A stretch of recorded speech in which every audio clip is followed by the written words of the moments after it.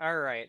Hello, everybody. Welcome back to the Draw Straws podcast. My name is Nelson, joined by my wonderful co host Logan, who has gone through some major troubles as of late in terms of, PC hardware. For those wondering, we did actually record a session last week on, I think it was Saturday, I believe, or Friday. I don't remember. But Yeah, anywho, yeah, we had basically really no material to work with whatsoever. And we just, for some reason, could not for the life of us just figure out what to work with, I guess. We went from so many different topics, I guess, and I watched the footage back and I just thought, no, no, it's not worth it. It's not worth yeah, uploading or anything. And yeah, on top of that, I think we were what 15 to 20 minutes into the recording, and Logan mentioned to me, he said that your recording crashed, and so it was yeah. all on me. Completely gone. So I had 2 hours, 2.5 hours of footage, and it just wasn't worth uploading in my eyes. It just wasn't worth it. So, I mean, here we are. We're now hopefully with everything, our audio is working, the video is playing in the background, of course. Hopefully the audience or the viewers, if they will actually see this, you can see some of the gameplay just to have something a little bit different this time around. But yeah, it's been a little bit rough, I would say, for us at Mm-hmm. least. But hopefully this will be for the better because we took a little time to iron out the kinks and everything. So, Yeah, hopefully. but apart from that, how have you been, Logan? I am tired. I'm only like a week and maybe 2 weeks into the semester, and it's already like, okay, I'm ready for a break. I mean, I'm enjoying my classes for the most part, but yeah, they're a lot of work. Uh, Calculus 2 is one class that I'm taking, and it has an online portion and an in-person portion. And each is worth 75% of the grade, which is nice because you can get 150% in the class, which is crazy. The problem is that there are basically the equivalent of like 8 assignments a week to do for the online portion, which means it's way more than any like person could reasonably do that's taking at least 4 classes. Yeah. So yeah, it's hard to keep up with for sure. And my other classes, of course, have lots of homework and stuff, so it's always interesting to see how well I can manage my time. And I know for a fact that my peers are not managing their time well because they are behind quite a bit already. They are at least a week behind already. So it's been rough, but I'm making it through. Still sticking with all the work, and for the most part, I'm like in step with my in-person portion of the class, the calculus class. So Hmm. keeping, I guess I'm keeping up in that way. Um, but yeah, it's always kind of depressing when you're falling behind. I don't want to get into it too much because that's not what this is about.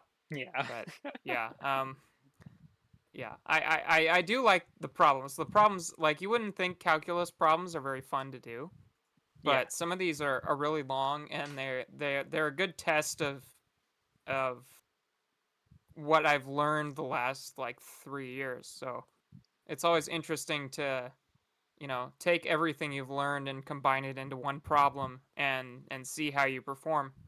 So they're kind of tricky. They're kind of fun to do. They're not too challenging where it's like, oh, I just don't know how to do this at all. But yeah, so kind of having fun testing my abilities there.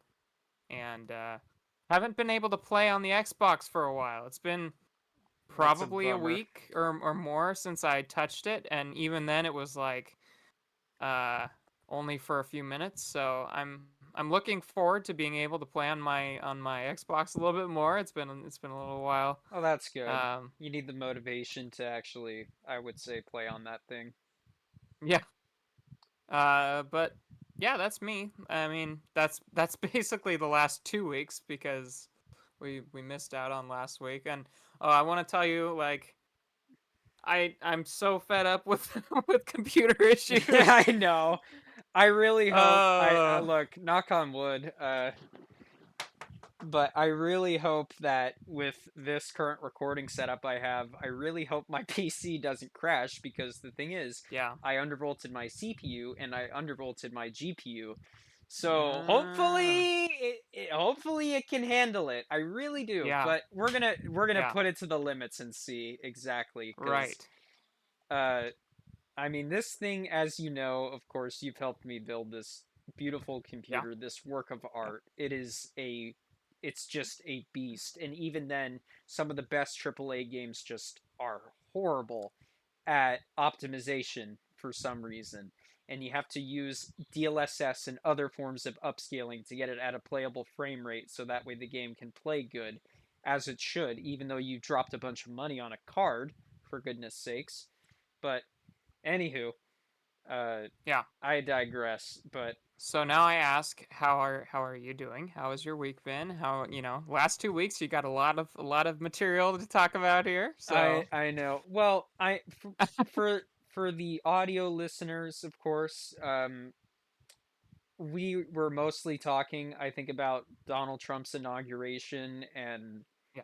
like what's been happening ever since. And honestly, I don't, like I mentioned earlier, I don't think it was worth covering. But uh, in terms of, I guess, what's been happening, I would say not much. The only thing major that I would say is I did get a new dog, of course, and Mhm. she she's laying right now on the bed at the moment. She's tired. She just got her first vaccine shot, and yeah, that was really expensive. Good lord. Uh, Oh man. it was $150 for one shot. Oh, But ouch. the thing is, I'm only going for not necessarily the bare essentials. I just want to just give her the care that's necessary because I really am not one who's willing to put down X amount of money for pet care insurance or anything like that. I don't think it's worth it. My mom doesn't do it. Therefore, I'm just going to follow her footsteps because for all of her dogs, it seems to have turned out just fine. So I'm just following her footsteps. So other than that, I did get a new dog. She is a Australian cattle rat terrier mix, and she is, of course, a healer. And those are arguably one of the smartest dogs in terms of, I guess, in comparison to a German Shepherd. It's up in line to that level. Like she's very intelligent. She is. She does know how to sit. She knows how to sit whenever I have treats out, so that's what I'm starting her out with at the moment, and I think that's really good progress. And I'm going to keep continuing to train her with the help of my girlfriend, of course, because she tells me that you need to constantly use positive reinforcement in order for you to get exactly what you would like for what type of behaviors you would like to see her do. So that's what I've been trying to do. Right now, my current battle with her is learning to go outside because there are times where she does go outside and there are times where she doesn't. It's a bit of a learning curve. I understand she's a puppy. I've dealt with this before. And but I told my girlfriend, I said I want to get to the point where she doesn't really need a leash. So whenever I walk outside, she'll walk outside with me. Basically, she'll just follow my lead wherever I go, and that's about it. We want to go on a long road trip. She doesn't need a leash or anything. She'll just hop in the car, and then we'll be on our merry way. And Mhm. I don't want her to run out into the middle of the woods or anything. No, she'll stay by my side the entire time. That's basically my girlfriend's dog, and I told her I said I want to get to that level at least, and she said it is possible. It's easy to do. You just have to be persistent about it. Yeah. And I mean that's been I would say probably my biggest worries or concerns throughout these past 2 weeks is I don't want to royally screw this up. I get it. I got a cat. I adopted a cat a while back, I love her. Her name is Calamity, of course. She's a calico cat. You know this, of course. And she is, I guess you could say, well, she's now in my mother's room now, so but she's a big old fatty. I raise fat animals apparently, and it's no good. She a hunk of chunk. I'll just say that. But apart from that, aside from the new pet, I know I got off topic, and we're 10 minutes into the No, recording. that's part of it. That's part of it But for sure. um, apart from that, I would say my work week, it's been all right. Nothing major, I guess. I will say the only thing that I would like to bring up from work is I'm currently working on fixing this trencher. It's called a DitchWitch. It's similar. I don't know if you know what a Barreto trencher is. I'm sure you've heard of those. They're the big old trenchers that go into the ground and they can cut out trenches and everything. And well, this one's a DitchWitch brand. That's the brand name, of course, in comparison to I guess its competitor Barreto.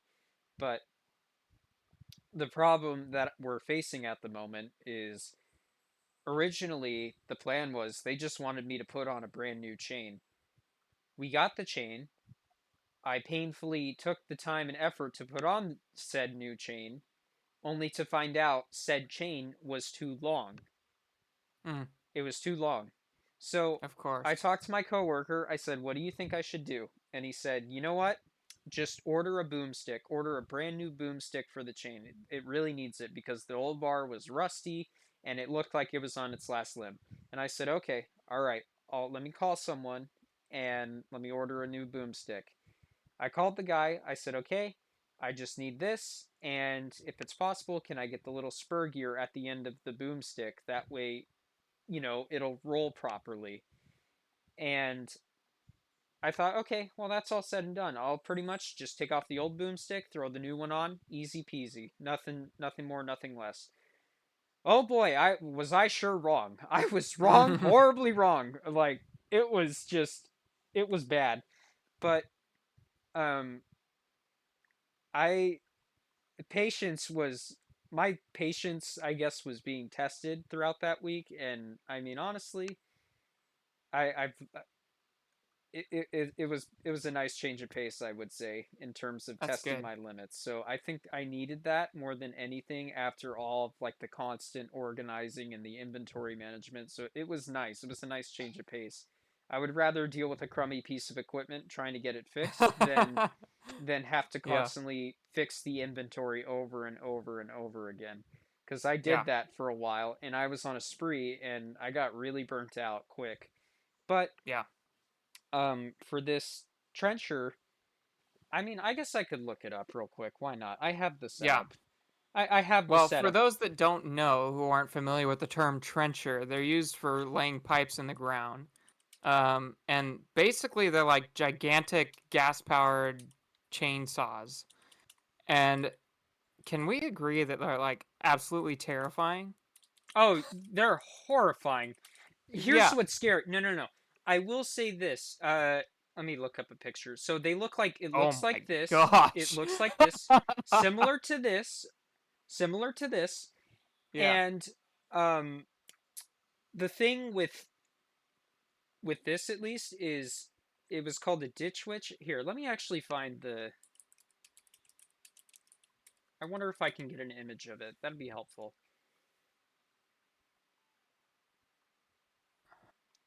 They Doesn't are. There it is. It looks similar to this. It looks exactly like this one. Yeah. So this thing, Look at okay, that thing. okay. So I had to put on a brand new chain for the bar. And of course, like I mentioned, the chain was too long, so we had to order a new boomstick. That's what this is called. I just call it a bar instead. It's easier in layman's Yeah. terms. But the thing is, this bar, the old bar, was such a pain in my sciatica to take off. It was painful. It was just, oh, it was horrible. Was it But because it was rusty and old and stuff, well, or was it just it it poorly designed? it was rusty and old, and then also on top of that, because it was out in the cold weather, as you know, metal Good grief, Nelson, putting on a some type of posh English accent. Metal, of course, likes to expand and compress and everything. So it made it a lot more difficult to get off. So what we had to do was I had to grind off the old bar at near like the end. Wow. If you see where these four bolts are, let me open this in a new tab. Open image, a new tab. So if you look at these four bolts right here, pretty much I had to take a grinder, a nice, beautiful Milwaukee grinder, by the way, and just grind all the way up to Wow. around here. And I had to do that on the other side. And then pretty much what we did, we just hit this portion right here where you adjust the Chain tension or yeah, the whatever. chain tension, yeah, with the giant sledgehammer, and it eventually came off. It was so painful to take off. Amazing. It was a nightmare. But I had fun Yeah. doing it. I had a lot of fun doing Yeah. it actually. And that was that. And I thought, okay, all right, I got that off, and I got the old spur gear off. And I noticed when I was looking in, I noticed that a part of the part that the spur gear, you can't see it on here. It's around here. It's located over here. That's where the chain goes through. It was a little bit dented inwards. And I panicked a little bit because I thought, oh crap, did I fricking break this thing? And then I realized, no, because it was already like that before, of course.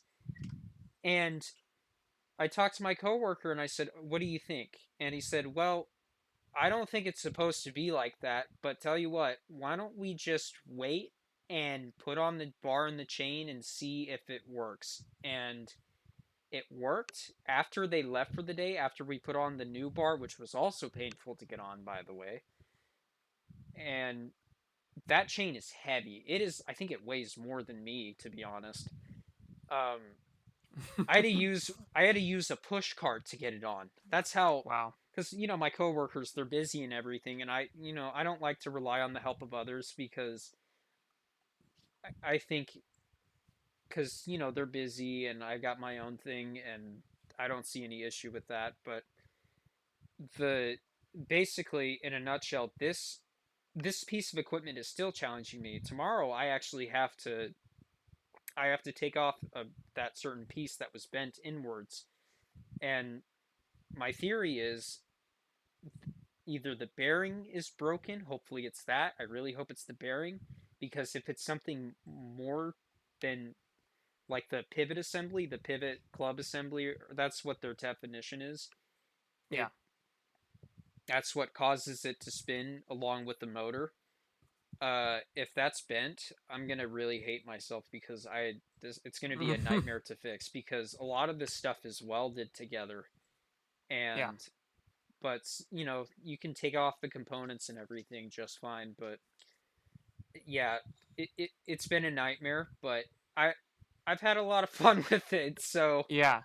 it's a Okay, nice so breath of fresh this air. particular trencher, it looks like it's from like a zombie apocalypse, right? Yeah, pretty much. Yeah, something How that's much do you think that piece of equipment weighs? a couple Like thousand, more than 500 pounds, right? couple thousand, I would say. You think it's even that much? I think 1,000. I mean, it might be as much as a motorcycle, I guess, huh? I would say probably around 1,000. See, I almost had the pleasure of using one of these in a pretty tight space. They're But scary. I will say they are yeah, scary. They're great machines, though. I will say they're. yeah. Whoever thought of this, I hope that they are living in Tahiti or something. Good grief. Beautiful. It's a Yeah, beautiful piece of machinery. yeah. If you have a big job to do, lay a lot of pipes and it's in industrial and stuff, you kind of need industrial grade equipment to get it done. So, Oh, it's great. It's fantastic. Some yeah, landscapers that I've spoken to, they use this thing all the time. It's yeah. great. But I've almost always used just a shovel, yeah. but yeah. There have been times where I like, oh yeah, it'd be kind of nice to have one of those. Yeah. But gosh, are they terrifying. Yeah, they are. Um, That's like chop you in half sort of stuff. Like not you're not gonna lose a limb. You're gonna like well, lose you know half of what's your body. you know what's scary too is that I dropped the new bar on the ground and everything. It was so close to my steel toe boots and everything. I was thinking, dude, there's no way my steel toes would have withstood that. There's no Yeah. way. Absolutely no way. That bar was heavy. It was a giant 36-inch boomstick. It was it was horrifying. It's just Yeah. That's but amazing. uh Well, very cool. well, after we got the boomstick on, the chain was also tedious to put on, like click it Of course. together and everything. I had to shear off part of the bolt so that way I could Yeah. connect it. But anyways, That's tough to do for chainsaws too, isn't it? mm, what do you mean by like repairing the To chain put the links? chains on. No, well, for me at least, when I first started doing it, it was a little bit challenging, I would say, because you want to make sure you get the right amount of tension, of course, and you want to make sure that it flows continuously because if you have the chain on the bar that's too tight, it's going to rot the bar Yeah. and it will actually weld to it because of the heat building up. It'll start creating like weld marks. And the drive links, they're designed in like a V shape Yeah. and they're supposed to, sit in the bar nice and sturdy, well Yeah. seated, of course. And the thing is, if you have it too tight, it's going to start, heat is going to rise and it's going to cause that metal to expand outwards. And that's no good. We don't like that. That's no So good. it's not good at all. And for some reason, apparently, it's the dealer's fault of all things because even though whenever we sell a piece of equipment, we highly recommend that we test run it before you take off with it because we don't want you to come back and complain at us and then take it up with our dealer and then our dealer is going to be like, what's up? We don't like that. It's not fun. So it's a good form of measure for us. But um, that's probably one of the main things I would say in regards to the chainsaw specifically. I don't know. I just went down the rabbit hole. I completely forgot what we were mainly talking about. But I will say, Well, like you mentioned, yeah. the trenchers are really good. Yeah. This is one of the things that I've been working on. There we go for how my week has Yeah. been, Yeah. and That's pretty cool. that's about it. I would say. So Have you ever used one of those? I have not, but I have test ran it before, and I will say Yeah. after my coworkers left, uh, I went to engage the chain both Mm-hmm. clockwise and counterclockwise because for this particular model it can go into two different directions. Oh, that's interesting. I don't know about the Barreto trencher. I'm not so sure about that, but for this model at least the chain can rotate in different directions depending on you know which direction you want it to be in. And after I was test running it, I noticed, okay, the chain's moving, that's good, and then it would rotate, and then lock up, Mm. rotate, lock up, and then it would stop entirely. And I panicked. I'm like, crap, I broke it.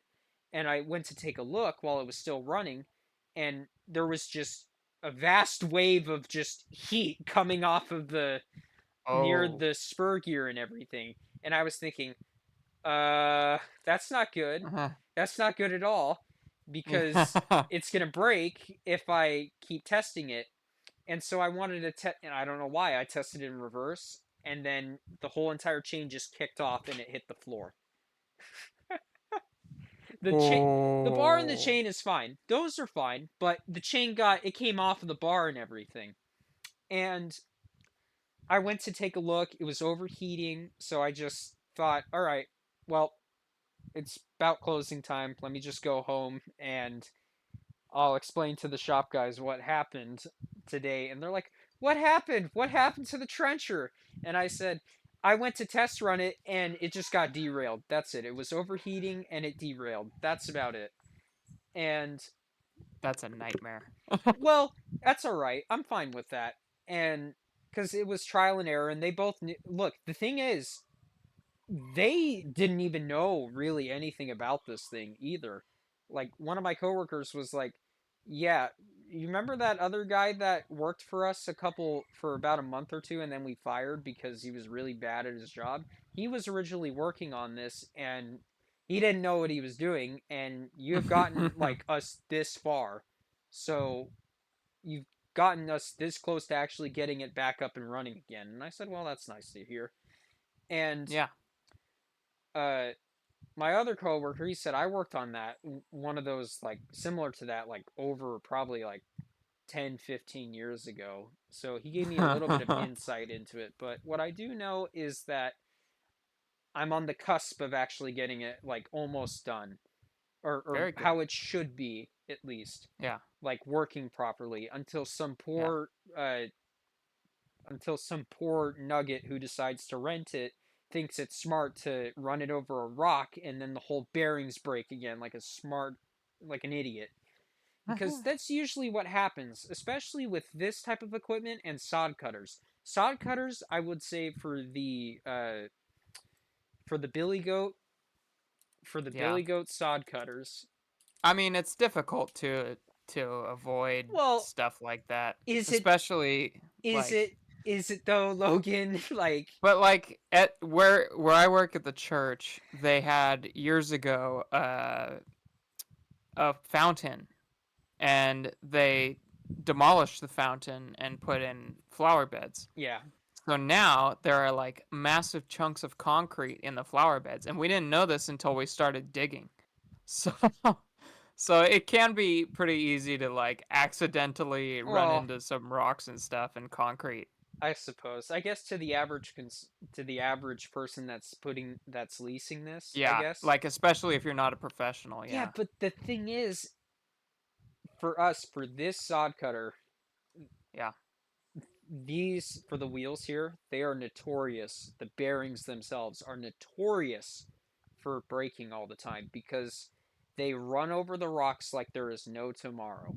And dirt gets caught up inside of the system around here in this chassis where all the pulleys and all the oh my gosh, where all of the they're not ropes. Good grief. What are they called? Belts. Belts. That's what Belts, it yeah. is. The belts and the cables, of course. And it just they don't take care of it. They never do. They never Yeah. have and they never will. But Well, they say the fastest car is a rental car, so I imagine that's how a lot of I people treat yeah, I this type suppose. of equipment as well. I know. And it makes me kind of it doesn't make me mad or anything. I just think to Gives you myself, work to do. it's well, it does give me work to do, but at the same time, I'm thinking to myself, yeah, this is great, but when can I do some of the other stuff? Like, can I work on like give me at least every now and then, have me work on a backpack blower or have me Hmm. work on a handheld leaf blower, like an official like Steel or Echo brand blower. I rarely get that, and the only times I do is if it's like one of the most impossible things to figure out what's wrong with it. And I figure it out, but it takes a while for me to figure it out. And I get it.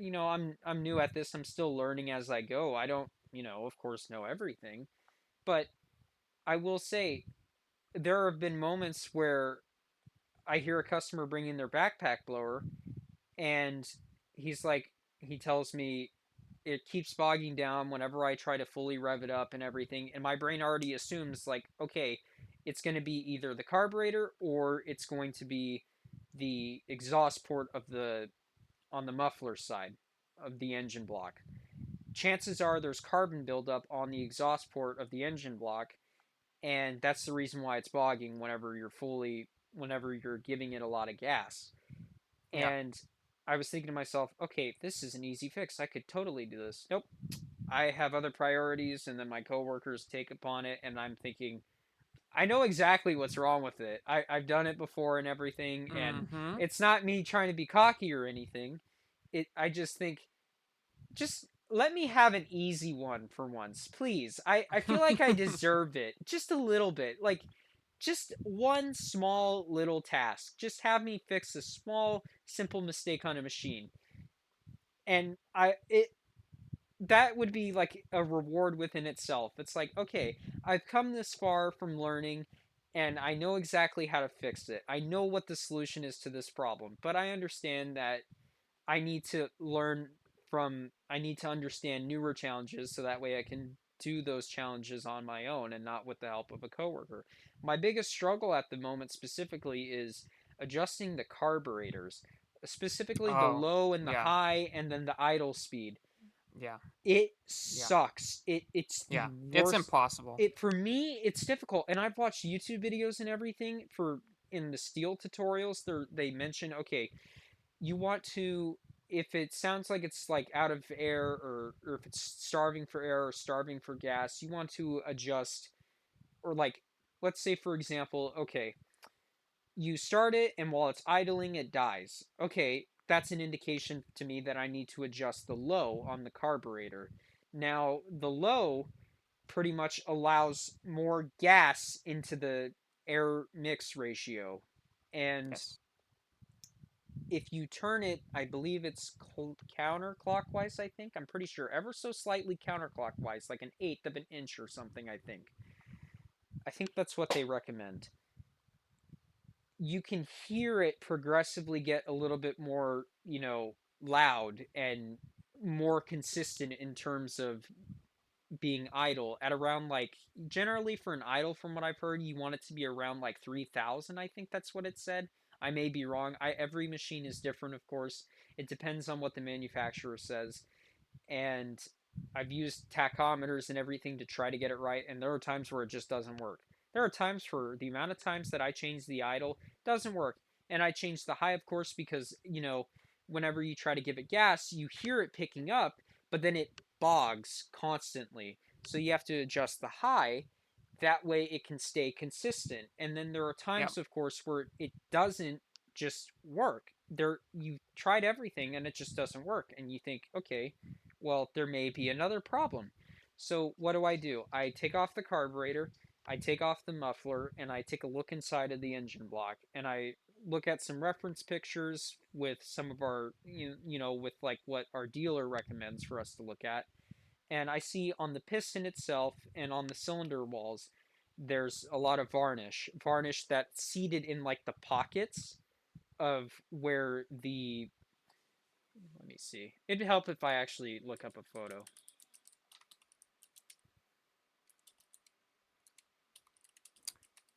Yeah, my dad has that old muscle car, and it has three carburetors.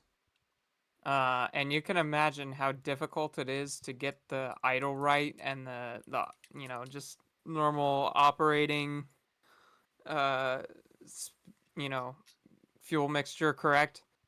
Um, Especially with three carburetors on an old car. And the thing is, the car act also has air conditioning. So it kind of, So so along the cylinder walls of this two-stroke engine, with you could see, barely see within the pockets of those cylinder walls, you could see like varnish and oil sludge. You could see it. Like there was a lot of dirt and debris that got into it. And also on the piston itself, on the exhaust side and the intake side, you could see there was a lot of hot spots. So that was an indication to me that there has been some type of engine damage. The engine was overheating, and it's engine failure. The engine runs, it does run, but it huh, runs rough. And no matter how many times you adjust the carburetor, it's not going to yeah, matter. It will that's always not going to run. be. It'll always run rough. And I called the customer and I explained the problem to him, and I said, "Look, I tried installing a new carburetor like you requested, but anyways, I'm not going to charge you for anything. All you have to do is just come by and come pick it up. That's it. You don't have to, you already paid the $30 deposit. There's really nothing that I can do. And the only thing that I would recommend is, it runs, but it's going to run rough. It's basically on its last breath at this point.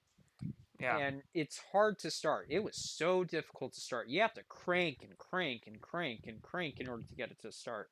And even after you get it to start and you adjust the idle and the high, after you yeah, let it cool off for a bit and you try it again, same issue. And then you have to go back to adjusting the carburetor. It it doesn't work. So Yeah.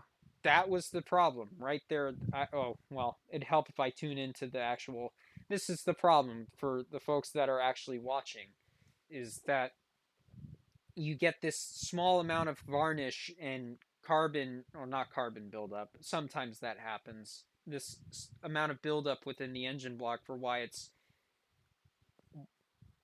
not working, and it's suffering from engine failure, and it's basically damaged and it's beyond repair at this point. And for me, and I'm aware of it too. I don't know if I mentioned this, but my coworkers purposely give me the really bad equipment to work on, and I can understand why, but at the same time, I think, can I just have just throw me a bone at least? Something. Just throw me a bone. Just let me work on like one just brand that we sell for once. Just one small brand, please. And it happens, but rarely. And I mean, it's my boss, one of the owners, he's like, they purposely give you all the crappy equipment to work on. And I said, yeah, I understand. I know they do that. And he's like, that doesn't bother you? And I said, not much, because at least I'm willing to, because I know that I'm going to learn something along the way, and it means that I'll get better at it over Yeah. time. So Yeah. working on a crappy lawnmower, it's, it's fine. It'll be fine. I think I'll live. Chances are, when I tell that customer over the phone that here's the solution, if you want to go through with it, that's up to you. I usually advise against it. I usually say something, well, not advise against it. I would usually disclose the fact. I would say it would cost more to fix than to actually get a new one at this price. Yeah. And chances are they come by and they pick up the mower without fixing it. And then they say, oh, it's been a great mower for X amount of years. And then they complain at us for some reason, like, dude, you took it to us to look at it. What'd you expect? But anywho, uh, I know I went on a long tangent there. 40 minutes in, but sorry, I've Yeah. been yapping this whole time. But I I will say, for this podcast episode specifically, I would say it's been a lot better as of Yeah. now. So that's nice. Yeah. Uh, yeah. Well, I was saying a little bit about my dad's car with the three carburetors, and yeah, that I Can I can't imagine doing that. I don't think that would be fun. And the fact that it has air conditioning makes it even more difficult because the engine starts to blow. Like if you set it at a normal, um, Has he cleaned the carburetors? I think he's had everything done to the carbs. Yeah, I think Can he get as new much ones? can be done to the car with idle and fuel mixture and everything has been done. And it's just like, you set a normal idle and then you turn the air conditioning on and it starts to bog the engine. So that's just kind of how these old cars go. And, he's thinking about getting fuel injection, but keeping the carbs around because they look cool. They're like, Oh, he wants to get a fuel injected engine. well, I think you Does he can want? retrofit it with fuel injection. Oh, You need a few new parts and some custom made things, but it sounds like it would be pretty good. well, see, what was it? I may be mistaken. I heard about it. Lamborghini, Mm-hmm. they, like, when they first made their car, like prototypes of their car. I forgot what it was, but they designed it to where the carburetors were on the outside of the hood. I think I may be wrong, but you get a lot of those. I didn't actually know about that, for that portion sticking up on top of the hood. I guess that's part of the carburetors or the intake. I may be wrong. I'm probably completely wrong, but that's what I heard. I Hmm. don't know. Uh, Interesting. I'm probably wrong. Your dad will probably watch this and be like, "Yeah, he's Yeah, wrong. he'll watch it and he'll let He's us like, know in the nope, comments or blade up. He's something. like blatantly wrong." And I probably am wrong, but uh, I mean, I know of cars where you have air filters sticking up out of the hoods, and usually those have carbs underneath them, so yeah. that could be a thing. But Well, tomorrow, when I get home from work tomorrow, I'm gonna have to fix my mom's car and put that little PCV valve on her engine, because that was, Yeah. like I mentioned to you, that's pretty much that's a quick fix, really. It's a Mhm. simple quick fix. I can fix that easily within under an hour. 100%. Yeah. Famous last words. It'll be at it for 2 hours, but for a little tiny valve that's the cause of burning oil. But yeah, Yeah. It's crazy. it is for one tiny problem that Hyundai Well, look, and I and for understand. such a new car too. Do you know that speaking of Hyundai, did you know that the Hyundai made cars in South Korea are actually a better quality than the Hyundai cars here in America? Wouldn't surprise me. It it's surprising to me because apparently the reliability for the ones that are made in South Korea, they actually are of a higher quality than the ones in America. You would think it'd be the other way Well, around, but yeah, the thing is Asian cars are just super good. Like your Toyotas, your Hyundais, your Kias, they're all really reliable nowadays, so it's just kind of how it is. And Honda, of course. not your BMWs. Can't forget that. Yeah, as soon as you get into the European cars, it's like, oh no, what happened here? Why is the timing chain buried underneath everything? Yeah, that sort of thing. Oh, American cars are okay, I've heard. Like the Chevys and the Fords and stuff. well, They're like, speaking of Ford, I'm trying to finish this movie. I don't know if you've seen it with Christian Bale and Matt Damon, Ford v Ferrari. I think I've heard of it. I've gotten a bunch of clips of it, and it was on sale on Amazon Prime, and I got it for $4.99, the Ultra HD Uh-huh. version of it, and I Cool. watched halfway through it with my girlfriend, and we've had to put off of it ever since. We need to finish it. It's been a Yeah. few days since we watched it, but it's been good so far. It's the origin of how Ford made the GT40 and how they basically put Ferrari on the spot and scared Enzo Ferrari that he now has some real competition. And I saw a comment on one of the videos. They said, I wonder if anybody's noticed that whenever Enzo Ferrari makes someone mad, that person develops a good car and they completely destroy Ferrari afterwards. Like Lamborghini, of course, because Yeah. Ferrari wanted to, or Lamborghini wanted to make a deal with Ferrari, and Ferrari told him to screw off. And then next thing you know, it Lamborghini makes their own car, and look where they are Yep. now. And that's the same for the Ford GT40. And Mm-hmm. I mean, granted, we have the 2005 and the 2006 Ford GT, and I think that those are beautiful There's still, I cars. think there are still new ones. I think they still make them. Oh, yeah, the 2017 to the 2019 models, I remember those. I don't know if they made any Yeah. new ones. I may be wrong, but to me at least, I like the old-fashioned style, like the Yeah, 2005 and the '06 models. I think those are for beautiful. sure. I think those are beautiful cars. Not a car that Yeah. I would drive personally. I know Doug DeMuro, he bought one himself. I don't know if he sold it, but I know he Yeah, bought, I think he still has the Ford GT, yeah. but I mean, the real deal, the GT40, what is that? That car is worth like what, $8 million now or something like that. And Yeah, wow. it I really do think that was probably for at least for Ford at least that's probably one of their best car designs, I would say. And Yeah. I don't know what else to say because that's probably one of my favorite Ford cars, I would say. I mean, Yeah, 100%. I do have a modern Yep. little I Ford think this is a GT. 2018 2019 Ford GT. I mean, Uh-huh. I personally love the '05 and the '06 model, but yeah, Yeah. I don't know how I'm we looking went up at my cars over here. I've got a few. from your Matchbox and your Hot Wheels. Yeah, Yeah, I yeah, yeah, have back here. You can't really see it. You can't see it here because there's a shelf up here. Um, yeah. oh, that's nice.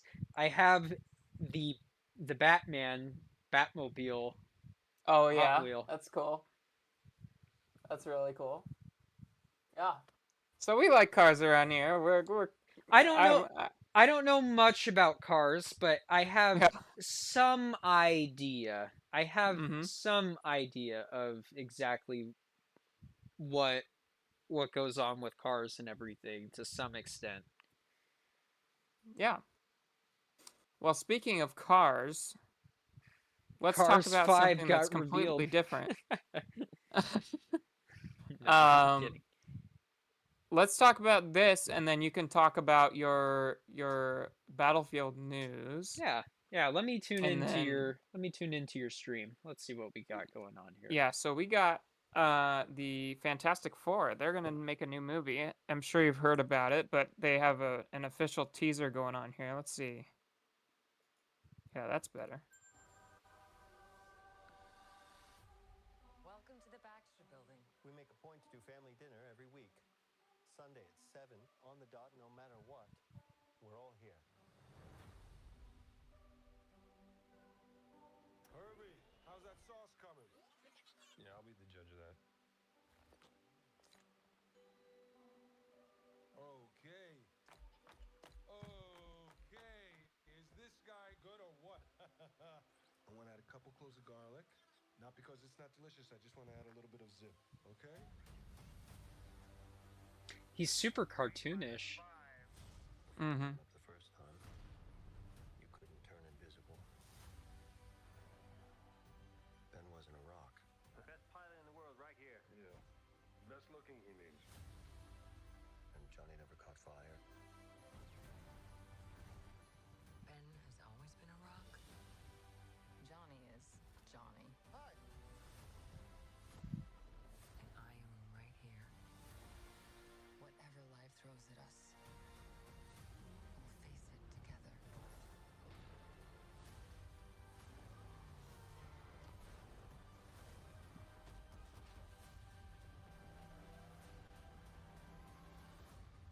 As a family.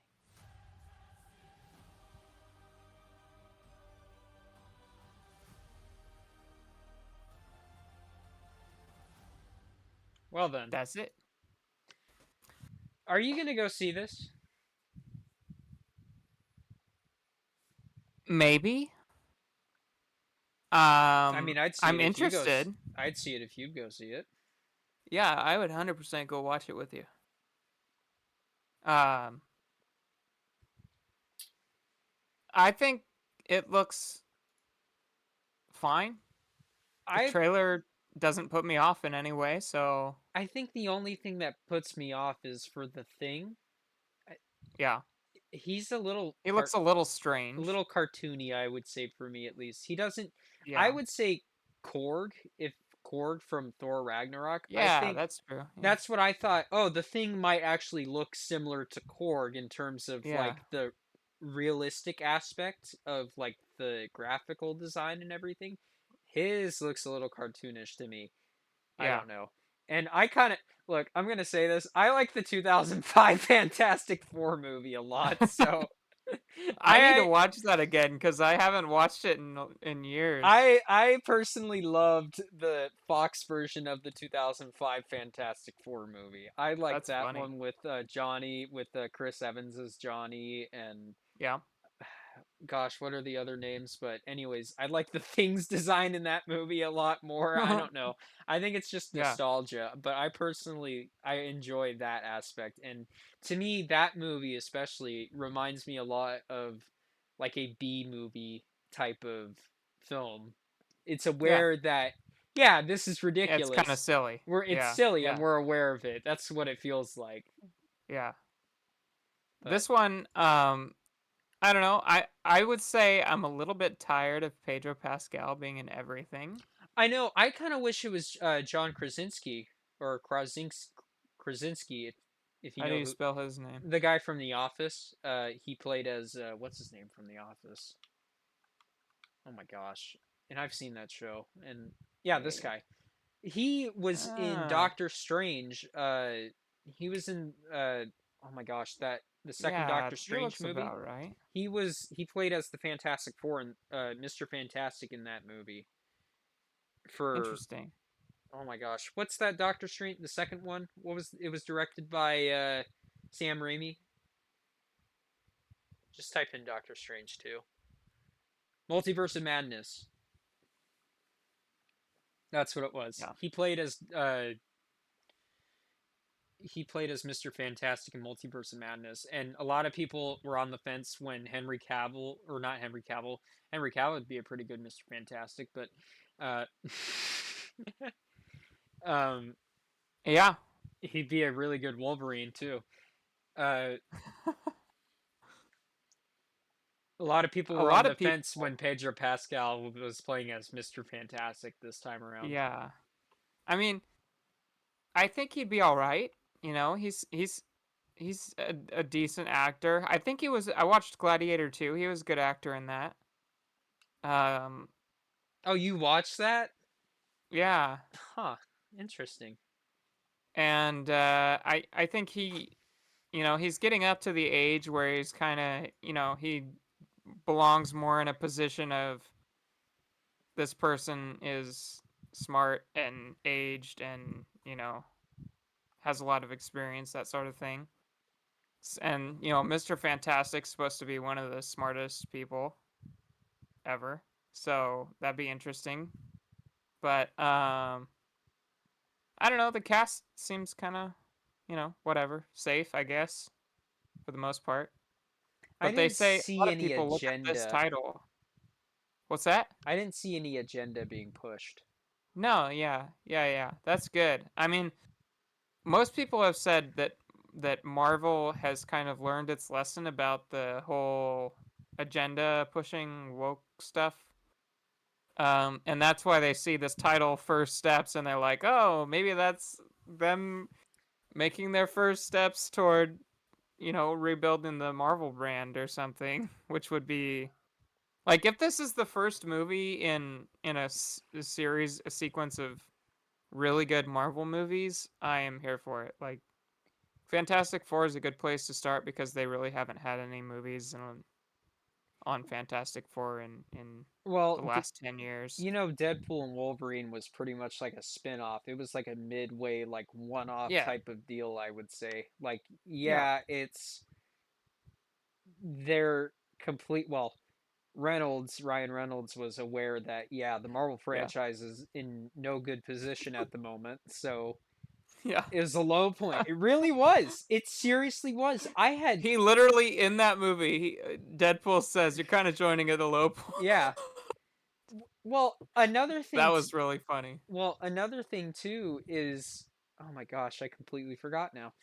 But I think it just comes to show that it's not that people aren't, I think I mentioned this before as well. It's not that people aren't interested in superheroes. It's just they're exhausted of the superhero movies themselves. Like they love the superhero video games and everything, but they don't Yeah, like the movies. They're exhausted of the movies because yeah. it's just been It's more of the same, it's a to be miss after a honest with you. miss after a miss, and Yeah, there's nothing good. There really yeah. isn't.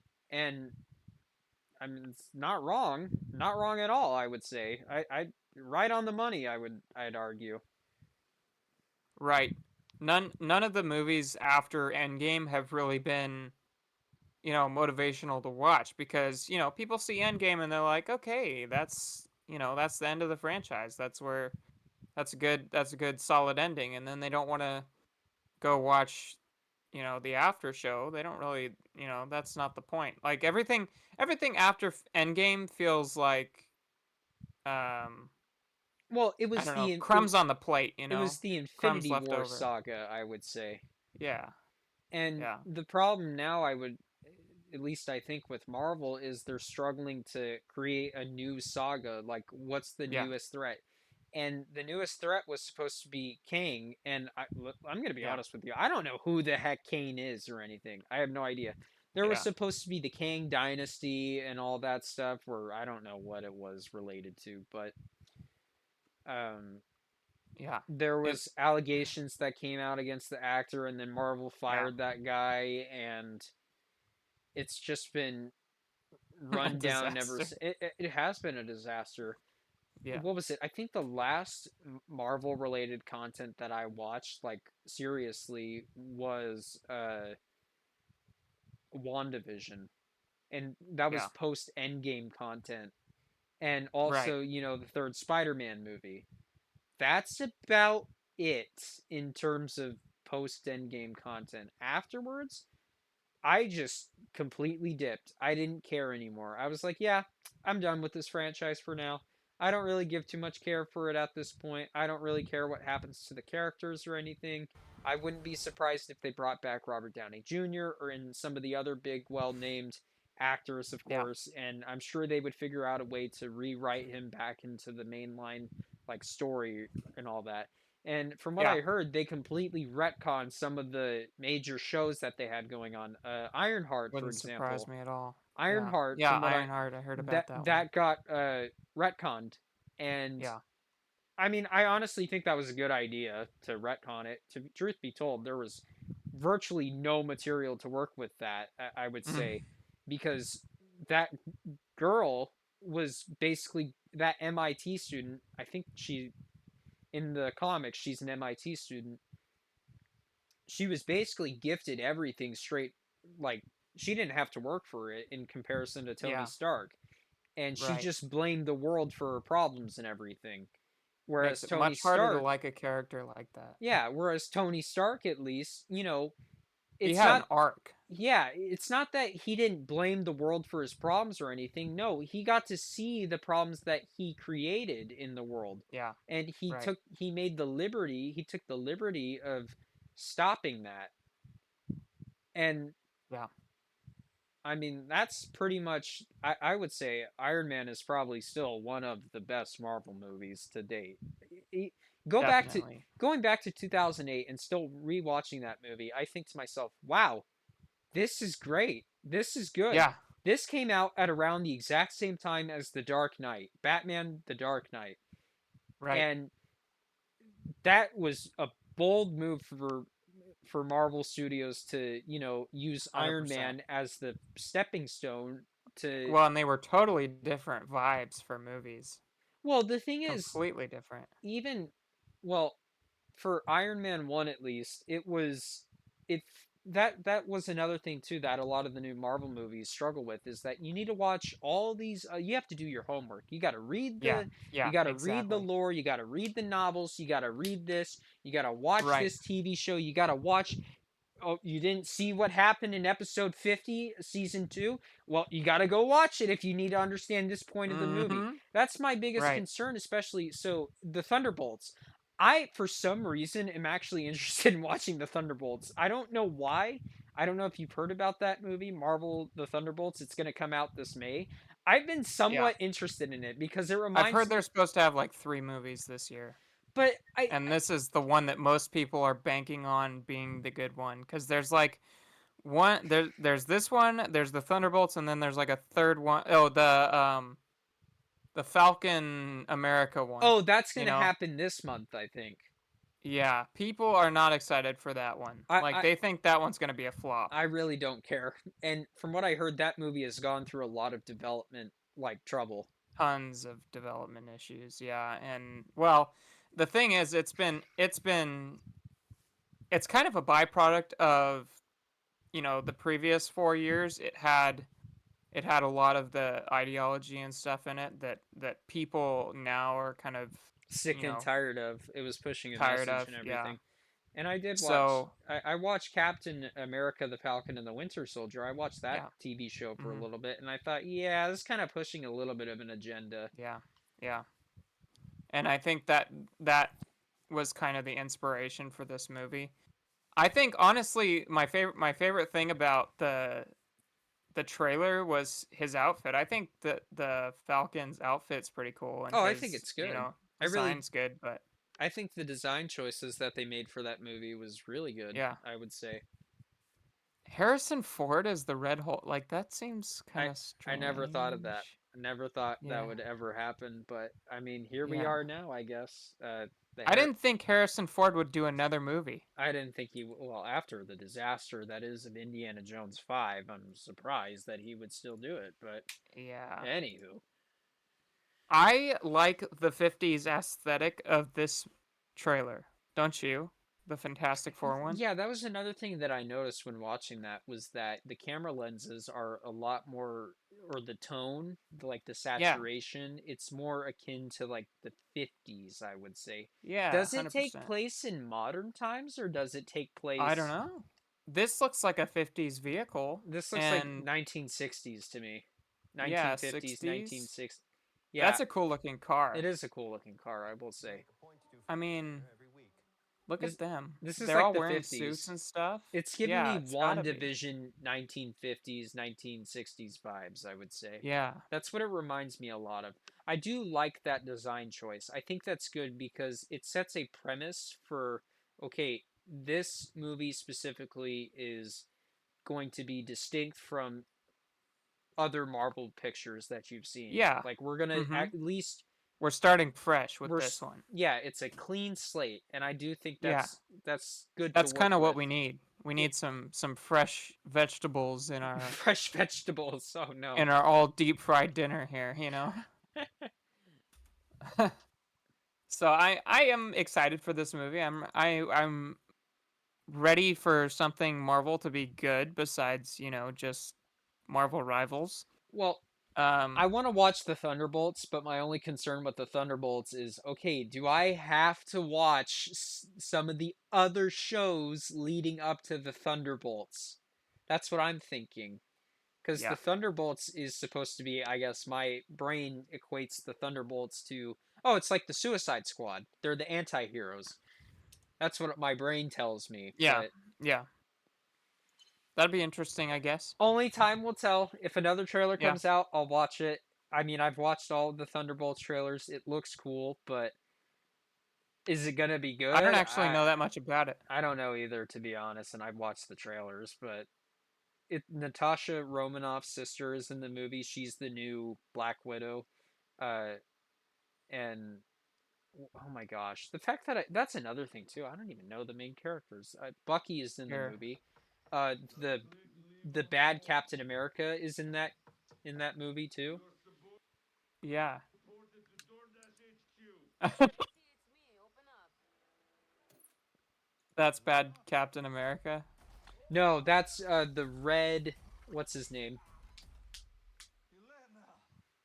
Hi, Dad. That's Natasha Romanoff's sister. Was on important call, highly classified. Lot of work, lot of work. Many irons in fire. You feel fulfilled? Oh, yeah. Yeah, so full. So filled. But why do you ask this? What brings you here? I have not watched this trailer. Oh my gosh, it's 3 minutes long. There's something wrong with me. I don't know. I kind of like the design choices that they have going on. Well, there's Bucky, of course. He's in the movie. And then you got the bad Captain America. He's the bad one from the Falcon and the Winter Soldier. See, I didn't watch any of that show. See, that's No another idea thing about any too. of it. Yeah, exactly. It's like, okay, do I need to watch the other shows so that way I can see exactly, that way I can understand what the heck is going on here. Yeah. That's I my. didn't even watch Civil War, you know. Well, the So thing I is, like barely know anything about Bucky. yeah.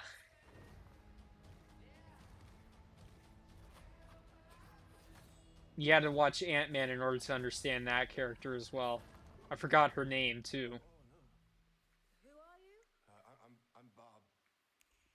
Hi, Bob. Nobody. Are you all? Hi, Bob.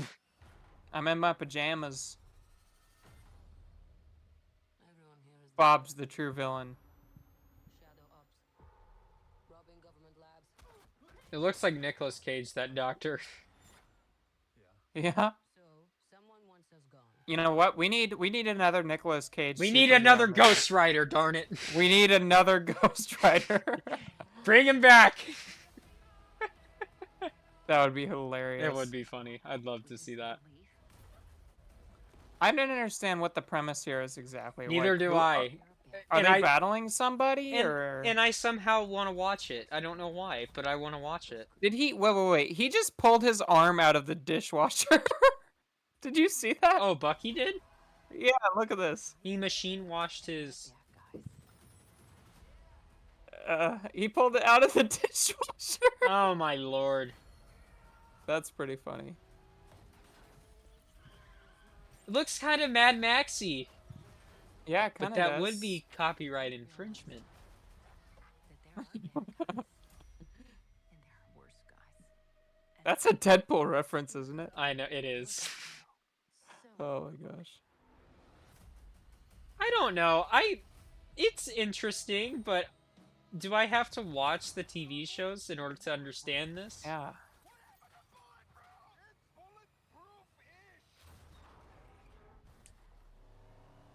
Is that Bucky? Is that Bucky? that's not good. That's not good. Eh, well, It looks kind of interesting. it'd be cool if it was rated R. Looks kind of emo. Oh. Seeing Ugh. so. And then you got Daredevil. I really don't care about Daredevil. Daredevil? Yeah. Oh. I don't Is that really one get coming out this year? it is, but I think it is. I don't really give too much care, to be honest, frankly. Is it a TV show? Uh I believe so. But frankly, I don't really See, that just, I don't know. I feel like that says something about Marvel. Like, we don't even know which movies are coming out this year. Well, the sad part about it is I really don't I'm not all that interested. Yeah. I mean, hey, I'll check out the Thunderbolts. I'll check out Yeah. the Thunderbolts. And I'm in on the Fantastic Four hype train. I don't know. For some reason Marvel Rivals got me hyped about it, and I've always thought I liked the Fantastic Four, so Well, Marvel Rivals is still going strong. I will say 2 months after yeah. it came out, it's still going good. It's still doing good. Around what was it, Mhm. 450,000 still consistent players. Mhm. Mhm. So I'd say that's pretty good. Well, do you want to move on to your bit? Oh yeah, speaking of my bit, we finally have gotten some new footage of Battlefield. Let me pause. Mhm. If it's okay, let me pause my game real quick. That way I can let the gameplay go in the background still. Yeah, let me pull up my Brave browser. All Mhm. right. Mhm. Mhm. Mhm. Hopefully it'll play audio. I really do hope it captures the audio on my side, but they're now introducing, to give the audience a little bit of context, EA put out an investors call about 4 months ago in regards to the next Battlefield project. They showed a little bit of gameplay of what the next Battlefield could look like, and it was running on a specific version, by the looks of it, of the Frostbite engine. Let me see if I can pull up that video real quick.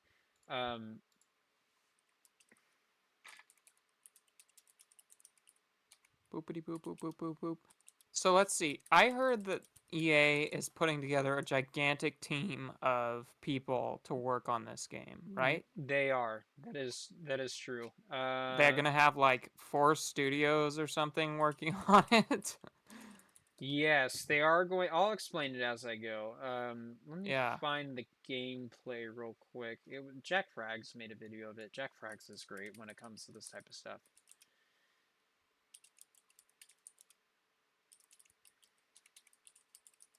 Let's see. I'm gonna look up something Here it as is. well. New Battlefield What are game. you looking at? So let me just. Here's the early gameplay of it.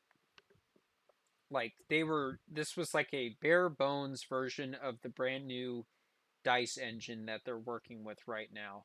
And it's just gameplay of these two guys just running around, and they're utilizing parts of the Frostbite engine as well as like some AI type of generated level content. Here's the thing.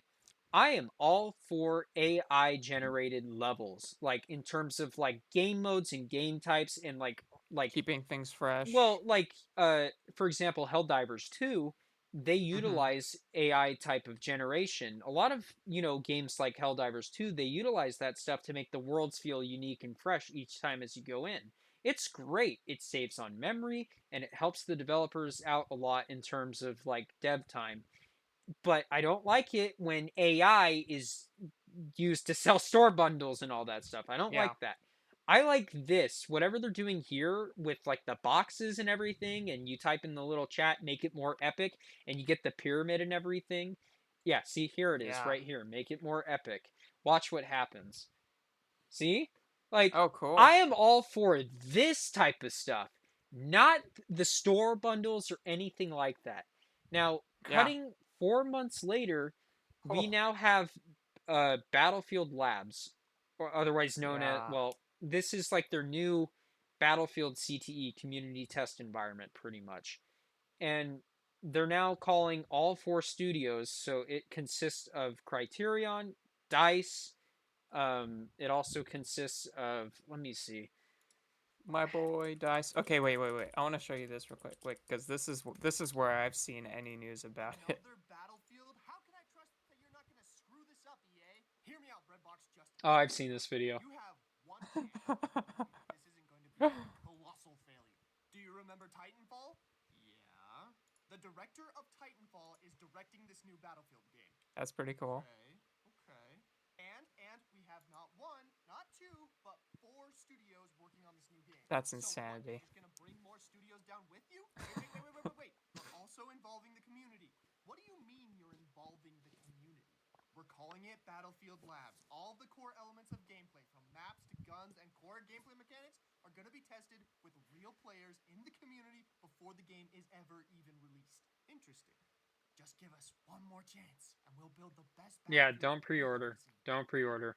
What do you guys Remember, no pre-orders. Another I think that EA stole dice from me, so I can't have another Star Wars game, They but you get did. another Battlefield game. Well, okay, and to talk about that really quick, I feel ripped off. yes, I will say EA forced DICE from Stockholm, Sweden, to cut Mhm. support from Battlefront 2 so that way they can focus on finishing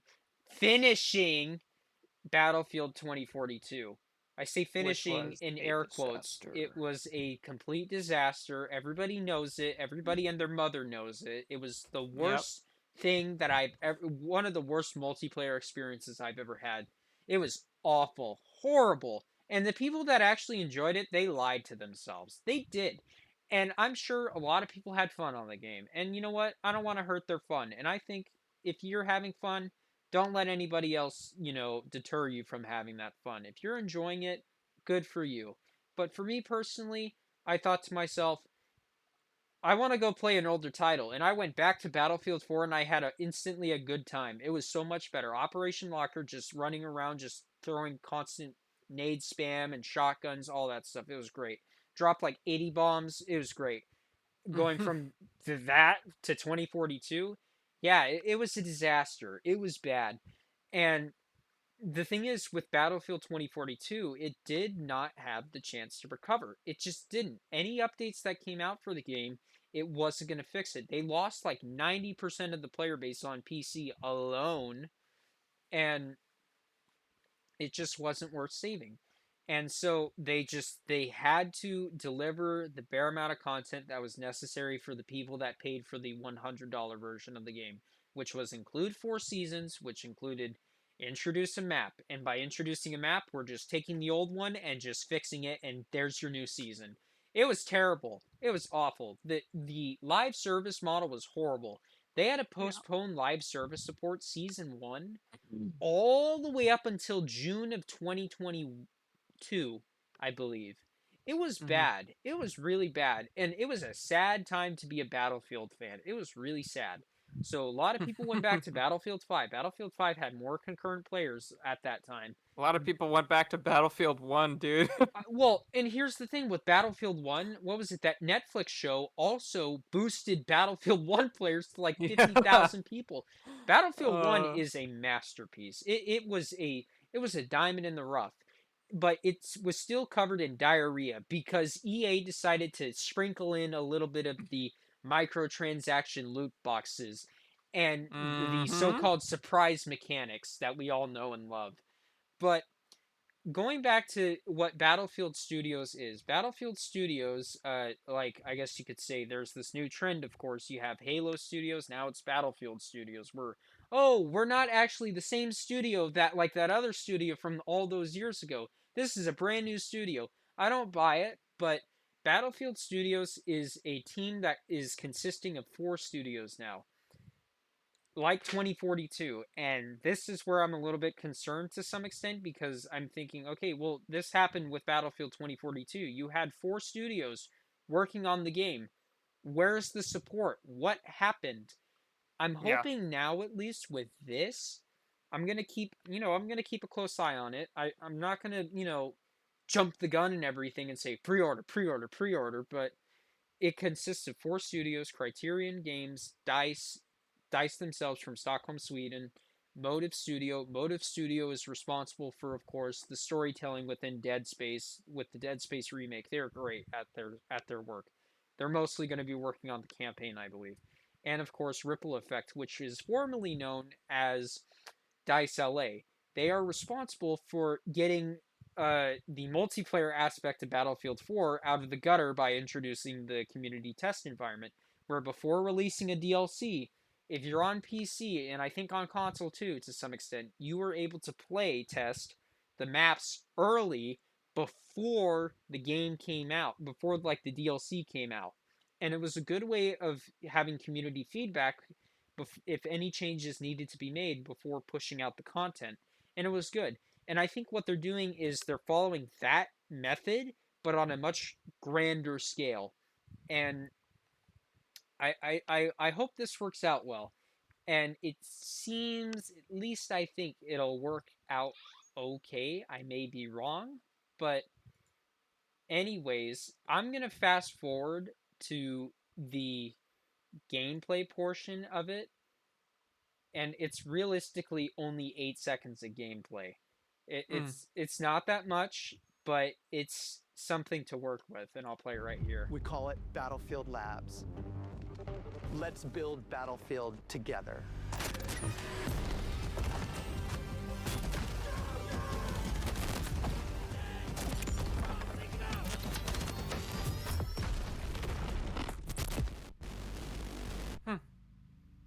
Interesting. So, real quick, I just want to note, of course, the obvious thing is it's in a modern setting. By the looks of it, it's going to take place during our time period now, this time around, and no longer in the near future. Now, 2042, I will say the art style of 2042 was beautiful. I actually did love the art that was in that game, and I thought the premise that they had going for it was great. I thought it was good. But unfortunately, the game turned out to be absolute garbage. So, Of but course. by the looks of it, we are returning to form for hopefully is what at least I think, and I really hope that DICE finally had some type of focus group going on where, okay, we need to make a good Battlefield title this time around. We need to go and stick with what works and what the community likes, what the community dislikes. How can we take that to the next level? And with Battlefield Labs, it's a play test. Like, it's a play test. You sign up and then you get an NDA. You sign that Mm-hmm. NDA saying, okay, don't post any gameplay online. Well, you and I both know they're going to regardless. 100%. And it allows you to play test this game, the footage that you see right here, early. And it allows you to provide feedback to the developers that, okay, I'm not a fan of this. You need to make a change to this. A lot of people aren't going to like this unless Are you you gonna change sign it. up? I already did sign up. And, well, Ooh, it very took cool. forever to sign up. There was like, I think like 5 million people that signed up. I think it was 30 around that. background checks, dude. It Just took a kidding. long time to sign up. And I, what was it? I 5 million people, really? It was around there. It was a long wait to actually sign up. That's And after you get insanity. onto the site, you have 15 minutes to fill out your credentials and everything, so that way you could play the game early. And Does that give you hope for this game? Like well, the fact that 5 million people are going to be playtesting it early? you also need to look at it from this perspective as well, is that since 2021, after they launched 2042, even though they claimed that they were all hands on deck for Battlefield 2042 trying to get it out of the water, I do think that game, of course, was a sinking ship, and they had a small dev team working on it. While the main dev studio, they were like, okay, we really need to learn from our mistakes and Yep. build something that actually has. Oh, she jumped off the Ducky. bed. I could see her shadow walking around I on know top of the bed. she's doing stuff, but Silly thing. build build something that actually works. And I mean, hopefully, I really do hope this is for the best. I do hope with Yeah. this direction, because this is a new direction for DICE at least, and it seems to be on a much more grand level, and I really do hope that it's for the better. Yeah. Because seeing 8 seconds of this, it gives me a little bit of hope. But at the same time, I wonder, okay, well, we had a disastrous launch with Battlefield 5, 2042, and their EA is going to sprinkle in something that'll just ruin this game easily. There's something. By the looks of it, they are returning to form, of course, with of course, the modern setting, and by the looks of it, we're going to get classes back. So assault, support, recon, engineer. Looks like those are coming back. That's great. I'm all for that.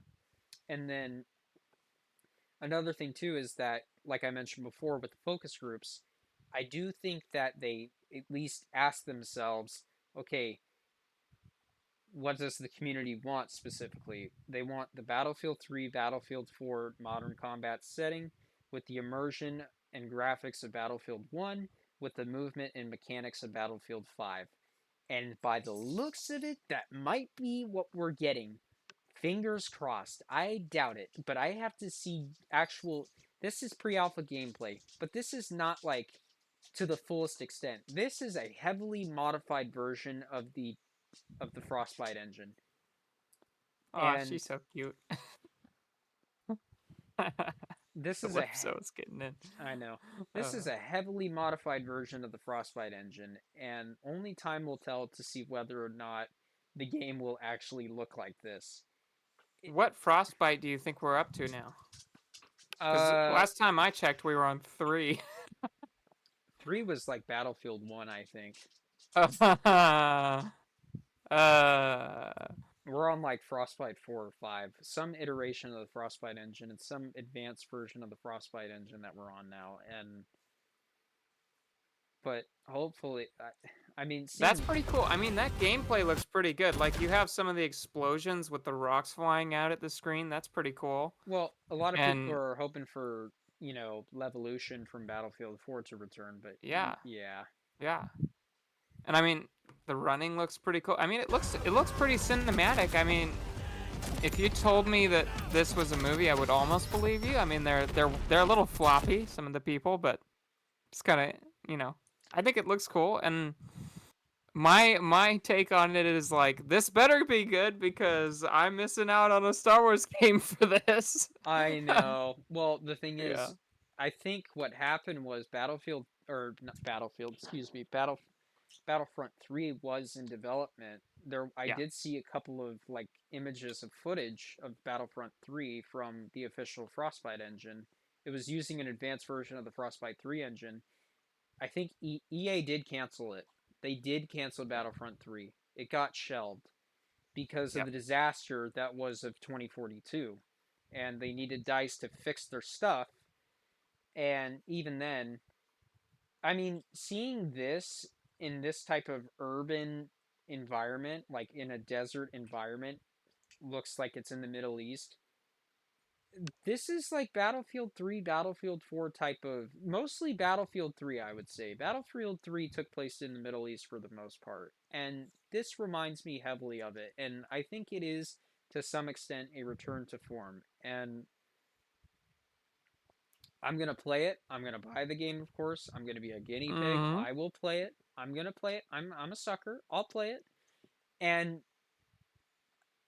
I really hope that we can avoid the disaster that is of 2042, because right now we're at rock bottom, and the only way from rock bottom is up. So Mm-hmm. if they can somehow, like, this is best case scenario, they launch this game, it's polished, of course, we don't get that many bugs, of course, very minimal amount of bugs. And the reason why I think that for best case scenario is this has been the longest developing Battlefield title to date, I would say. At least I think. Because it's been 4 years. They've had 4 years at this point. This is their fourth year developing this game now. Usually Battlefield comes out every 3 or so years. So they're they've had a little bit of extra time under their belt to actually test and test and test. And now that they're at pre-alpha, I think this is a good sign it, for as of now. But I really don't want to get my hopes up over an 8-second clip, like I've mentioned. And Mm-hmm. another thing too is if you listen to the quarterly earnings call from EA, I listened to a little bit of it. Andrew Wilson, he mentioned. Let me see if I can find it actually. I think Jack Frags actually put it. I think he put it Well, out. have they put out any games recently? I mean, I know that they're doing a Sims like remake, which is kind of interesting. They're doing Sims 1 and 2 or something. And they put I was Elizabeth sent me, that's my sister. She sent me the Sims trailer. Did she send that to you as well? The trailer for the Sims I 1 and didn't. 2 or whatever it was? I didn't see It it. was it was crazy. Like they put a lot of effort into that trailer and it looked pretty insane. Like I don't know what to think about it. Uh but I honestly has EA published any games recently? Not that I know of. Like in the last 2 years? I can't think of any.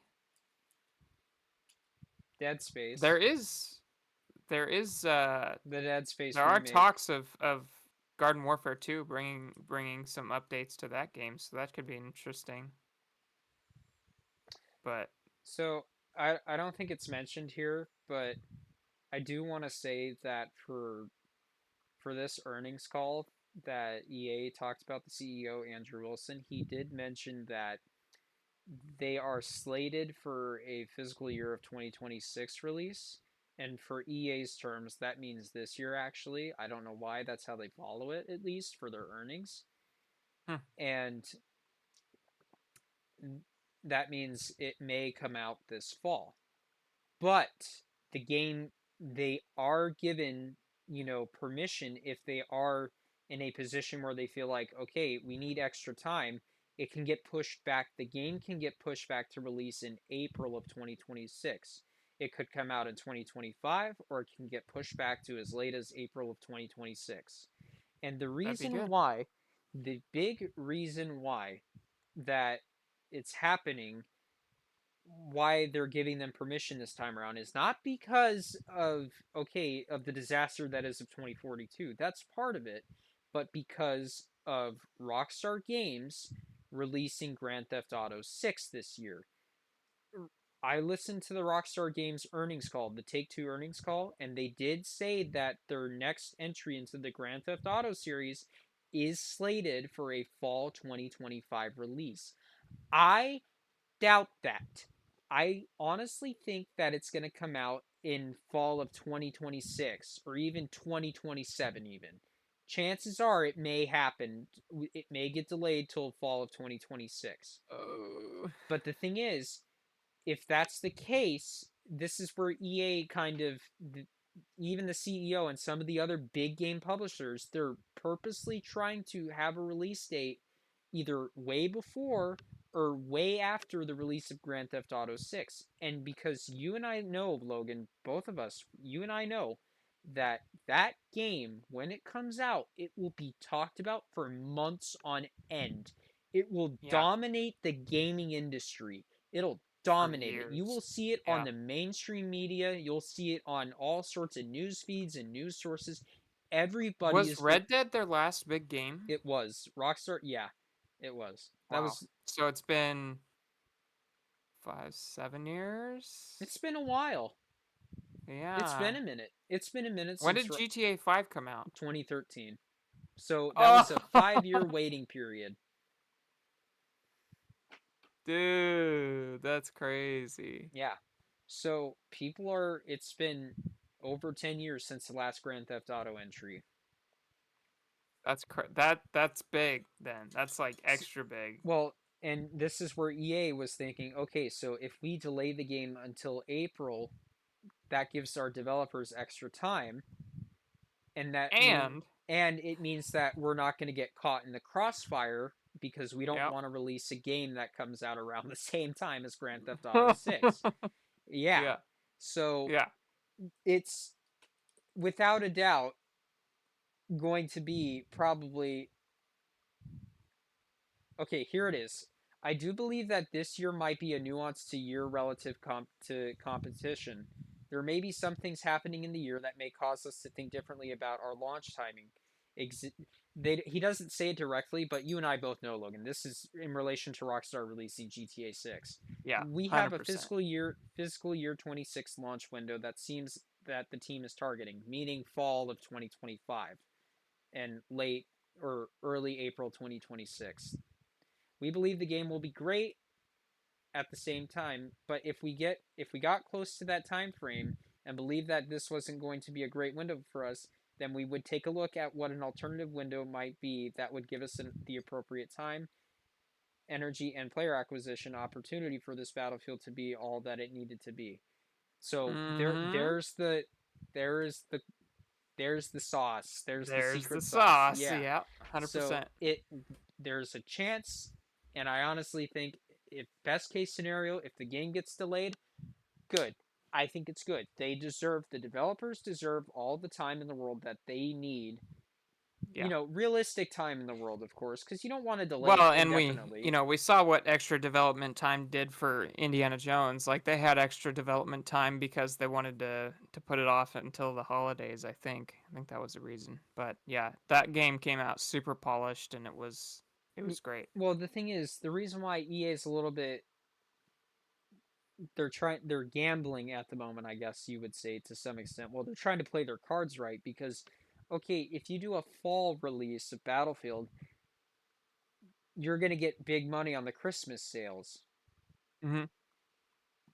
But if you do it after, you're going to miss out on the Christmas sales.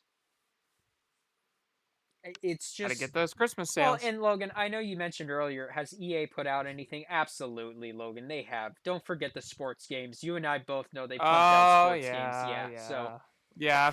Yeah, I always forget about the sports games. that's what EA is known for. Yeah, I guess so. Um, well, that's cool. I think yeah, I don't know. I don't know what to say about Battlefield. I think it's cool. I think that it could be nice to have a good Battlefield game to, come out in the future, But close future. what I would like to see from this title, of course, is what I mentioned to you earlier, and it seems to be checking those boxes. But even though we Mhm. only got 8 seconds of footage, for gosh sakes, that's nothing else, and you got to be realistic. And Yep. I see a lot of people in the comments sections and everything. They're like, "Remember, no pre-orders. Remember, no pre-orders." So, not wrong, not wrong. Do not Yeah, pre-order the not wrong. game. Do not. People are scarred for life. What we They'll want never look at a Battlefield game the same again. what we all want from Battlefield. No goofy hero shooter antics. Classes back from the get-go. Full and proper destruction based on a real era, not broken on launch, not a love letter. Old school knife animations, varied maps, more than 4. If they did this, I'd pay $80 for the game. Still won't pre-order. Wow. Remember, no pre-orders. That's funny. Well, on the note of new stuff coming out, I hear rumors of Xbox Oh yeah, bringing really? out some new stuff. Yeah. Um, this video, I watched it earlier. He pulled up some articles on, I don't know, like, what's the guy's name? Phil Spencer. Yeah, they pulled up some articles on Phil Spencer, and supposedly Phil Spencer wants Xbox hardware to be a mainstay of the Xbox brand. Like, he doesn't just want it to be a games brand. So hardware is still in the cards for Xbox. That's kind of been called into question lately because their hardware sales have not been nearly as good as PlayStation. I mean, obviously they've still sold tens of millions of units, but not nearly as many as PlayStation or, especially the Nintendo Switch, right? But it's interesting to hear, that they want to continue with hardware. Um, they said, I think in the video he said that he wanted Xbox hardware to be basically the best of the best. Like he wanted it to be like you choose Xbox because you want the best top end hardware in a console package. So that could be interesting. And the thing I wanted to talk about was what we really want from a next gen Xbox. Like I guess the question is, what do I think is wrong with the current Series X that needs to be on the next gen Xbox, right? Yeah. So, um, they had. I mean, I guess first of all, they had some things up here. It was like they have a Series C or something like that, and it's streaming only, Ew. no local gaming. Ew. They had a like the next gen max power big beefy Xbox, and then they had a handheld gaming console. Yeah. So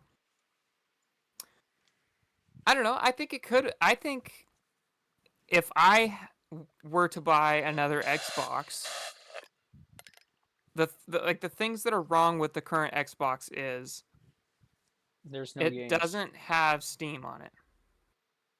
Oh. Well, I agree with you then. Yeah. No Can Steam. I don't know if I can think of anything else. Like you can get 4K 60 and it's like reasonable, it looks good. What do you mean? You want to play your Steam library on Xbox? Yeah. Well, and I want to play my Xbox library on my Steam Deck. Well, isn't It's like a two-way thing. Valve and Microsoft working together to bring something like that or no? Well, there have been rumors about that, but I don't know if anything's been confirmed. I guess Well, that'd be a fever the dream because if you can put COD on the yeah, Steam Deck, then yeah, I'd be playing COD right 100%. now on the Steam Deck. I could lie in bed Yeah. play COD. That'd be nice. Yeah. So, I guess the answer is what I want from a next gen Xbox is oh my gosh, that's a cute dog. Um is like more PC-ness, but I don't want the PC like downsides. I want it to be a console that has access to some PC stuff. Like Yeah. maybe they have a Steam app on it or something and you can run games natively. I don't know. That'd be interesting. And I don't know. Do you think that current gen consoles are powerful enough? In terms of what? Playing games at 60 FPS or higher? Speed, yeah, yes. Well, I feel like Fidelity and frame rate, yeah. to me at least for the current gen consoles that we have, it feels like a what the mid-gen upgrade should have been. Does that make sense? Like this is what the PS4 and the Xbox One should have been. Like it was meant to be. Like those consoles, that previous generation was the stepping stone for this console. I Yeah. feel like there's been nothing new for these consoles in terms of like the games and the experiences that they can provide. It doesn't the consoles at least like 60 FPS is great. I love that. I love that. But can we get like some new and unique experiences? Like Microsoft, Xbox, you have all of these studios. You have Activision, you have Infinity Ward, you have Treyarch, you got Sledgehammer, you have all of these other studios as well. You have Halo Studios, you have what's Rareware. Like, can we get a Concord game for gosh sakes, please? Like, I can we get Concord again? I'd love Concord to come back, and we still haven't gotten a Concord game in a while. What the heck? Well, you know what? I think I heard that they're putting the person that was like the director for Concord on a Not project Concord. for Did I say Xbox. Concord? I'm sorry. I meant no, yeah, Concord. Concord Live and Reloaded. That it was the squirrel game, not the bad Concord from PlayStation. I thought you were talking about the bad one. No, Uh oh, it was Halo. They're on the next Halo. The director is going to be the person that was directing Concord. from PlayStation. That's what I heard. Yeah. Yeah. Yeah, I don't know about that, Yeah. man. I don't know because you guys know how to That's royally screw everything up because you think that reinventing the wheel. yeah. Well, and then they've had several controversies with um one of the like art directors or something saying that they don't support any game that glorifies violence or guns or something or anything like Yeah, that. that was one of the developers, and they were saying they Yeah. were glad that they were able to develop Halo because they hate having to create guns from the real world and everything. And I'm thinking, bruh, the MA40 is inspired pretty much by the F2000 from Modern Warfare 2. It's blatantly obvious. Yeah. It's a bullpup rifle. It that was the inspiration. Even Yeah. the co-creator of the Halo franchise said that as well. He's like, yeah, the MA40 that you see, that assault rifle from Combat Evolved, the one that's got 60 rounds in it, that was inspired by real life weaponry. Yeah. Like, I I I don't have faith in this new studio either for the Halo studios. I hear so many. I heard in this goes for Battlefield as well. Everybody's like, "Oh, we're so back. Halo is so back." No, no, it's not. Nothing has happened. By the way, have you guys been playing Halo Infinite as of late? I haven't. That's for sure. But Yeah. I mean, some of the content that they put out for Halo Infinite has been good as of late. I would say most of it, not really. And it, So the biggest thing you want from a next gen Xbox is better games. I want new exclusives. I want a reason to Oh, buy you the want exclusives? I want a reason to buy the console. I want a good reason why you should play this game on this platform. This is the best experience to play it on. Well, That's the what I the want. what they've said is that reason is going to be that you can play your games anywhere. So that either that's going to mean a handheld, or that's going to mean you can stream it to something, or it's going to be Xbox has the best console hardware, so the most powerful whatever console hardware. Yeah. And you know, we have the PS5 Pro. It's extremely expensive. I think that we can expect the next gen Xbox to be expensive, like more expensive than this gen, $500. I think it's going to go up to six easily. I think six is going to be the new, standard. Um, Which kind of sucks, but yeah, it does kind of suck, but obviously I was willing to pay 600 for the special edition, so I think, and a lot of people were. I So I mean, think that says something. I paid It's not, 500 for this one and I got an extra controller with it from Costco, so yeah, but then you upgraded the storage. that's true. Yeah, I did.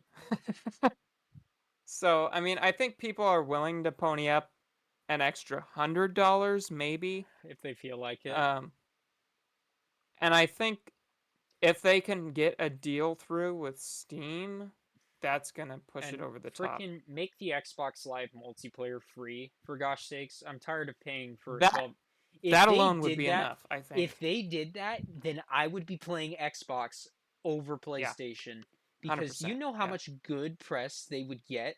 You know how baffled Sony would be if they saw that. And this is not a console wars. This is dumb. The console wars are the stupidest thing I've ever seen. You're fighting over Mhm. which box of plastic is better. Yeah. Seriously. Oh my So goodness. basically what we want from the next gen Xbox is better games, better software, and what else? Give me a reason to be on the platform. Why should I pick this platform over the other one? Why should I be Yeah. playing on Xbox instead of PC and PlayStation? Yeah. Well, for me right now, the reason I play Xbox over PC is because it's easier, it's faster, it's more relaxing. But if they, like you said, so that's the other thing we want is free online multiplayer, and I think if anybody's going to chart that path, it's going to be Xbox because they're the ones that charted the online thing in the first place. So we'll see. But yeah, that I just wanted to talk about that briefly. Is and we're getting close on time here, but I want to bring this last thing up real quick. This is in the politics section, so if you don't like politics, please escape. This is going to be a really quick discussion because this came out this week. This was the full unedited Kamala Harris 60 minutes interview. They posted 20 minutes before the election of the 60, and It's probably I had to mass watch this on disliked. 2 times speed because I'm not about to listen to Kamala Harris uh, make up word salads for 60 minutes. We are officially unburdened by what has been. Yeah. Um, so basically what I learned from this video is that she is a nothing burger. She has no opinions at all. And the way things were was hunky dory for the most part. Hunky Like, dory. yeah, she I don't think she would have done anything if she were elected. I think she would have just sat there and said, "Hey, I'm president. Woo!" Cry about it. Maybe she would have come out of the basement more than Joe Biden, but I don't know. If you haven't watched this, to the viewers, and I know you haven't, Nelson, watch this. I think it's worth watching. A lot of people, like the consensus is from most people that it was not a great interview, And it but was you have skewed people towards like her favor. you have that one lady on MSNBC who thought that this showed nothing. I mean, just for those that don't know, this they were required because to publish this because they were being sued. So to avoid paying fines, they decided to publish it. So that's how that went. But just a real quick announcement: if you haven't watched this, just know that it's out Well, and go feel free to watch it. another thing, real quick, is that Joe Rogan, from what I've heard, Yes. Kamala, what was it?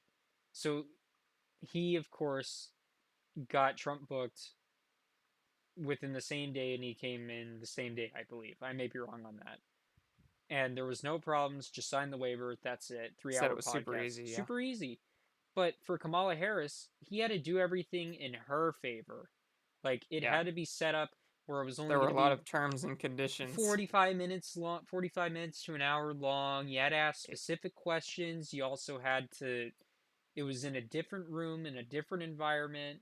And it yeah. was, by the looks of it, it really wasn't going to be an authentic interview. And Yeah. he kept on saying, like, I want to do an interview the way that I did it with Trump, where we just sit down and we talk. That's it. Just talk. Nothing else. I Yeah. don't care what we talk about. I just want to talk. I just want to get to know her, like, who she really is. And I think that honestly scared a lot of, her campaign team and everything.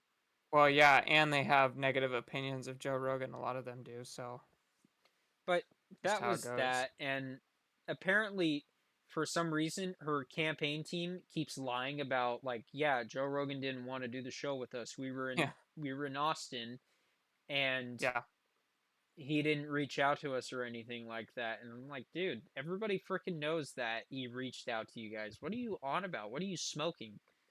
yeah. There have been a lot of lies tossed around about the proceedings prior to the election. So I don't know. I don't know if that could have, if an interview with her, on the Joe Rogan podcast could have done her any justice.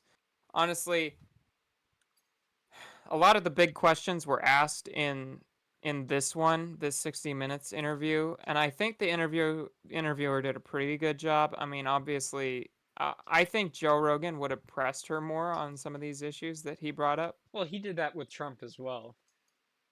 Yeah, and Trump.